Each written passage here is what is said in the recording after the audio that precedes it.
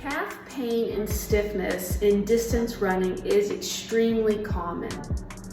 Whenever you're out on a run and you start to develop symptoms in the back part of your calf, sometimes this can be extremely hard to run through. Most people assume that stopping and stretching for a little while will help get over the symptoms so that you can actually finish your run. Does this typically work? Not usually. Here's some different options for you to try to help relieve symptoms the next time you're out on a run and hopefully help reduce your pain, stiffness, so that you can finish out your run. So I've had this question multiple times over the last couple of weeks and I get it over and over again. The question is, what do I do when I'm running and I feel extreme tightness in my calf that I just can't run through? Should you stretch it?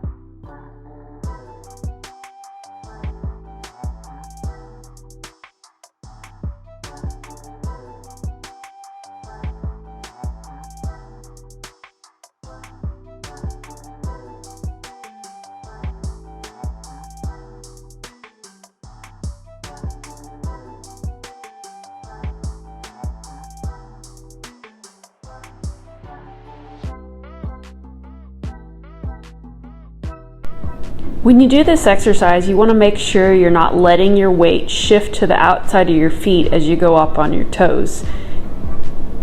You can prevent this if you make your knee track over your second toe and then do the heel raise. Tip number 2 for reducing stress to your soleus when you run is to modify your gait. This can be done in a number of different ways. So gait modifications, how can you modify how you're running to help reduce stress to the soleus? We know that the soleus is actually stressed more when you run slower. What the soleus is really responsible for controlling in gait is this forward movement of the shin bone. So that happens when the foot is on the ground, and the longer the foot is on the ground, the more time that shin has to move forward, which places more demands on the back of the calf near the soleus. So one tip is to try to actually increase your step rate. So keep running the same pace, but take shorter, quicker, choppier strides. That's going to minimize ground contact times and shorten the distance that the shin bone has to travel. If you're getting your symptoms on most of your runs, you want to make sure that you're adding pace variety into your workouts. You shouldn't be running the same pace every time you go out on a run. You need to have a mix of nice, slow, easy pace and also some harder runs mixed in throughout your week. If you're on a long run, a lot of runners will just get their soleus symptoms, their pain and extreme tightness when they get to a certain point in their long run. That makes sense, right? Because you typically should be running slower on your long run. It may be getting fatigued towards the end of the run. The more fatigued you get, your ground contact times might be slowing, which means that shin bone has more time to move forward. Another thing that's adding extra stress to the soleus. So when that happens, if it happens at a certain point as you get towards the end of your long run, consider switching to run-walk intervals. So take a little break, walk for a bit, and then try running just a little bit faster than what you've done for the rest of your long run. Sometimes it's okay to finish a little bit faster on your long run as long as you're taking regular walk breaks to help keep your heart rate under control so that you can finish out your run.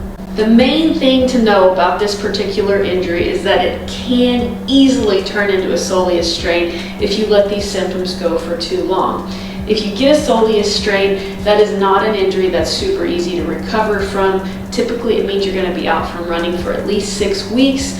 So biggest piece of advice on this one is to make sure that you address the symptoms as soon as they start. Make sure you're getting that soleus nice and strong, and modify your gait if you need to try to help reduce symptoms and reduce overall stress to this muscle.